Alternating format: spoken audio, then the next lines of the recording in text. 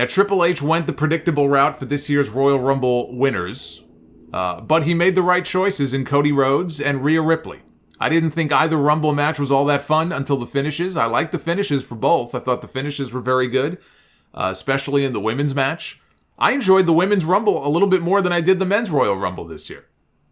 And we also got some NXT names in the women's Rumble, unlike the men's. Cody said that he was not even officially cleared until he got to the building yesterday. It was more or less a formality, but it was very strange to announce the man for the Rumble and build him up with weeks of vignettes on TV without officially having him cleared to work the show. He entered last at number 30. That makes 2 years in a row on the men's side that the number 30 entrant has gone on to win the entire thing. Last year it was Brock Lesnar. And both last year and this year, Brock Lesnar lasted right around the same amount of time, right around 2.5 minutes. This year, he was eliminated by Bobby Lashley. 2 years in a row that Brock Lesnar has fallen to Lashley at the Royal Rumble. Brock does not spend much time in that ring. But the time that he does spend out there, he's like a tornado. It touches down, leaves nothing but destruction in its wake. He went into full-on rage mode after he got eliminated, and we did get a brief face-off in the match with Brock and Gunther. I don't think they're teasing a WrestleMania match this year. It's something they could come back to down the road, maybe at SummerSlam. But we got a little glimpse. They didn't give too much away, but we did get a standoff between them. And Brock did suplex him. Gunther and Sheamus entered 1 and 2. Sheamus hung in there for 52 minutes on his 45th birthday. But it was Gunther who had the Iron Man performance at 71 minutes, the all-time traditional Royal Rumble record. He beat out Rey Mysterio from 2006. He did not beat out Daniel Bryan. If you count the greatest Royal Rumble in Saudi Arabia, that was 1 hour and 16 minutes. He eliminated 5 men, which tied with Cody for the most eliminations this year. He dumped Sheamus and Drew McIntyre together, all by himself. And he was in there right up until the very end. You know, the entrances were coming pretty fast. I mean, I don't think they were even waiting the full 90 seconds for some of them. So then you say to yourself, how do we get a 71-minute Rumble? Because Cody and Gunther basically had a 10-minute match at the end of it. That's how. They had a match at the end of the Royal Rumble. Cody was getting chopped right in that pec. And these were no ordinary chops. These were Walter chops. Right? These were not Ric Flair chops. These were not pork chops. These were Walter chops. I like to think that the way they cleared Cody that day was having him take chops in the back from Walter to see how he reacted. And when the pec did not re-tear, that's when they cleared him. But Gunther was the real star of the Men's Rumble this year, and I was so happy. Not only to see him get the monster push, right, the most eliminations and the Iron Man streak, but it was that we had the Intercontinental Champion getting the monster push. And when was the last time that we saw that? We had the workhorse title on the workhorse champion putting in the workhorse performance. It's about damn time they put some respect on that title. But I wish they would do a better job of mixing it up with these Rumble numbers. You know, we just had Edge win from, he was number 1, I believe, right? From the number 1 spot 2 years ago. We've had back-to-back years now of number 30 winning. I think it was a mistake to send Cody out there at number 30. That was very dumb. I would not have done that. Because once 29 came out, everybody knew who 30 was already. You took the drama away from who's number 30. You know, I think they could have sent him out there mid-20s. Let him fight through more adversity before winning it all. And you could send Logan Paul out there at number 30 as the final surprise. And they were light on the surprises in this year's Rumble match. Edge came back, which seemed obvious, to resume his feud with the Judgment Day. Booker T made a cameo because they were in Texas, and he did a bookend and a spin-a-rooney. And we got Logan Paul, and that was it, as far as the surprises in the Men's Rumble match. Kofi Kingston had a botched elimination. They tried one of these, save spots that he's been doing every year for the past 10 years. Last year, he botched it. He botched it again this year, 2 years in a row. And I said last year that it was time to retire these spots, right? It was amusing at first. What's he going to do? You just get to a point where it's like, all right, you've played this out enough. It's time to move on. I felt that way a year ago. Now he's botched it 2 years in a row. And I will say again what I said last year. It is time to end these spots. It's ridiculous at this point. And it's not working out. Clearly, it's not working out anymore. It's time to move on. Rey Mysterio was supposed to enter at, I believe, number 17. Nobody came out. So they skipped over him. Number 18 was Dominic, and the match continued from there. Rey had a match on SmackDown Friday night with Karrion Kross. And everything looked fine, and, he got the win, and he didn't look any worse for wear. But there was a report on PW Insider earlier yesterday that he was pulled from his scheduled signing in the morning in San Antonio. He got replaced at that signing by Damian Priest and Dominic. And the word was that he was banged up. Not that he was injured, but that he was banged up, whatever that means, from the match the night before. But he was considered to be okay. And they went back and forth on whether or not he would be part of the Rumble. Obviously, they decided against it. Dominic came out. He had Rey's mask in his hand. I guess the idea is that Rey was in the back and Dominic or the Judgment Day beat him up. And so he never came out. So basically Cody outlasted 28 other men, not 29, because nobody ever came out to replace him. It was the Macho King spot from the Rumble in 91 when, he screwed over the Ultimate Warrior earlier that night for the championship and then left the building. And they didn't have anybody to replace him. So there is a precedent for this. This is not the first time something like this has happened. On the women's side, Rhea Ripley won the Women's Royal Rumble from the number 1 spot. The first time I believe that we have had number 1 and number 30 win their respective Rumbles in the same year. Rhea, after the show, admitted that her knee dislocated about halfway through the match. She said that she has a history of knee issues from her days playing soccer. Sometimes the kneecap gets pushed to the side or sometimes to the back of the knee. It kind of turns, which sounds very painful. But she says it slipped right back into place and she ended up working another 30 minutes after that. So she should be good to go. Maybe they keep her out of the ring for a couple of weeks, but nothing that should affect WrestleMania. She said it hasn't happened to her in many years. She doesn't know why it happened. Maybe she didn't drink enough water. Maybe she didn't eat enough food before the match, but she seems to be okay. One of my favorite moments from either Royal Rumble match last night was the return of Asuka, but it was the debut of Kana the murder clown. We got a big pop for her too when she took the mask off and she revealed the Kana makeup that she used to wear, very similar to the Kana makeup she used to wear in Japan. It got a big reaction live. Whether it was mostly people who knew what that was in reference to, or they just liked the fact that she had new makeup on, that I don't know. I think a lot of people knew the history of the makeup. So I was kind of hoping that's where this was going. The last we saw her on TV, she was on a losing streak and she was very down.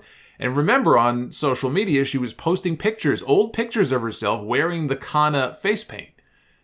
And so I was hoping that was something that maybe she was going to bring to WWE. But the thing is, if she's going to come out on TV and just be dressed like Kana, but just be who she was before she left, then there's no point, right? There has to be a harder edge. There has to be a change in her character as well. It can't just be, oh look, I've got new face paint on. So I'm hoping that she's got some kind of new attitude about her now. Maybe she'll get a renewed push. Natty was back in the Royal Rumble from her broken nose. And she posted on Twitter that the costume designer who made her outfit last night also designed the first ever Heart Foundation gear for Brett and her dad with her sister Terry. And they were the ones who came up with the concept of the Heart Foundation wearing pink and black in the first place. So I thought that was very cool. Chelsea Green, rumored for many, many weeks to be coming back to WWE. The Royal Rumble seemed like as good of a place as any for her to pop up as a surprise. She came out and she got the Bushwhacker elimination. She got into the ring and 5 seconds later, she was sent out of the ring. And that was the last that we saw of Chelsea Green. And I just thought to myself, Tamina had just come out before her. And I said, you had Tamina right there. You let Tamina stay in the Royal Rumble, but you sent Chelsea Green out in 5 seconds.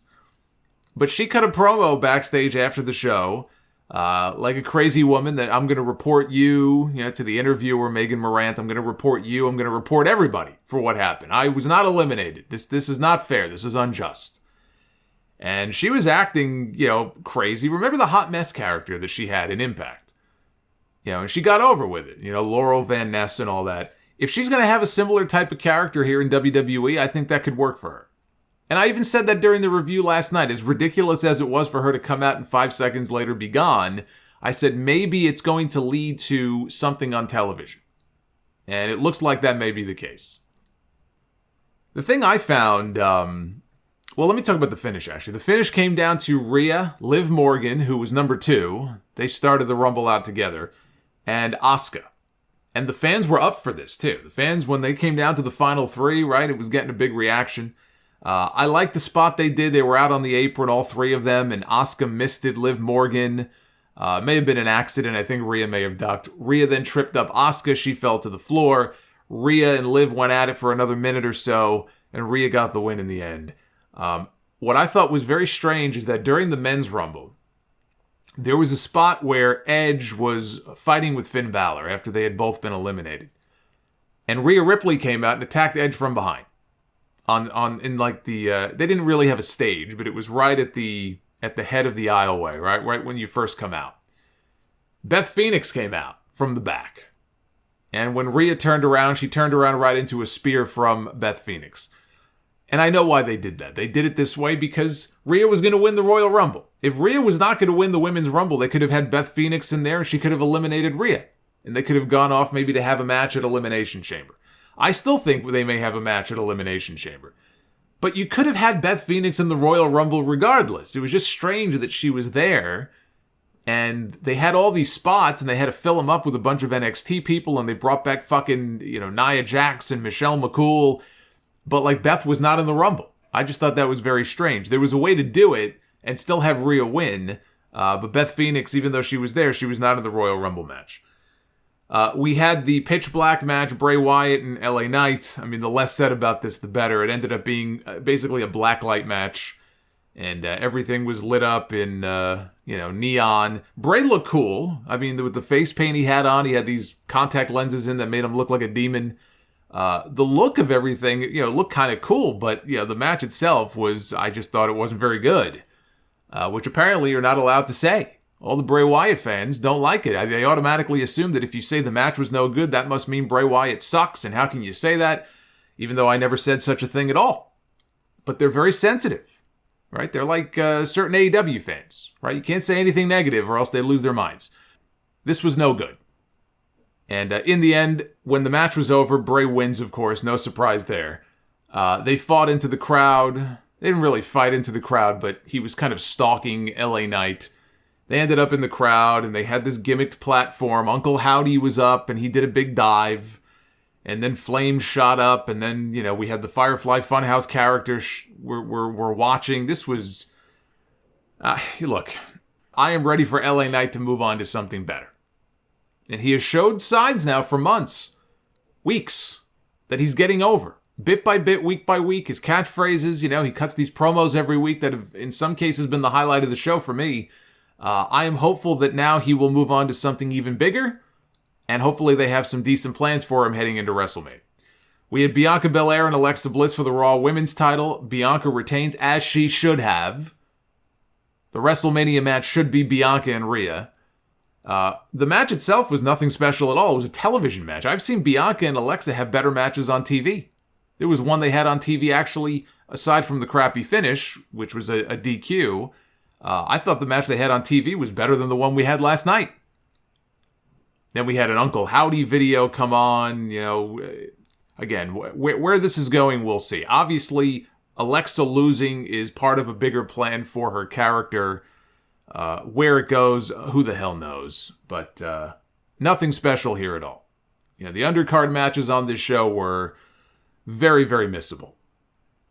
Pat McAfee was back last night on commentary. His surprise return was indeed a surprise. Not only to the fans, but to everybody who worked in WWE aside from the very tippy-top people. Even production people did not know that Pat McAfee was coming back last night. That's why they had no chair waiting for him. They had to scramble to get him the headset and get him a chair. Michael Cole, the way he reacted, I could tell last night. Michael Cole genuinely did not know. Even before I read that, I knew. Michael Cole clearly did not know that Pat McAfee was going to be there. And he reacted to it in real time. He was like, look, I was just FaceTiming this guy earlier today. He was in his studio in Indianapolis. What's he doing here? He couldn't believe it. He was so happy. It's actually very endearing to see how happy Michael Cole gets when he is around Pat McAfee. Corey Graves did not know either. And he sold it great. He's got this, this whole storyline thing where he's not a fan of McAfee. I think they're going to have a match at some point. But it was a complete surprise to even the announcers themselves. I know there were people saying they thought McAfee was drunk. I didn't notice. McAfee always sounds like he's on something to me. I didn't hear him slurring his words or anything. I thought he was fine, but was he hopped up on something? Maybe he was hopped up on that Mountain Dew pitch black shit. Maybe that's what it was.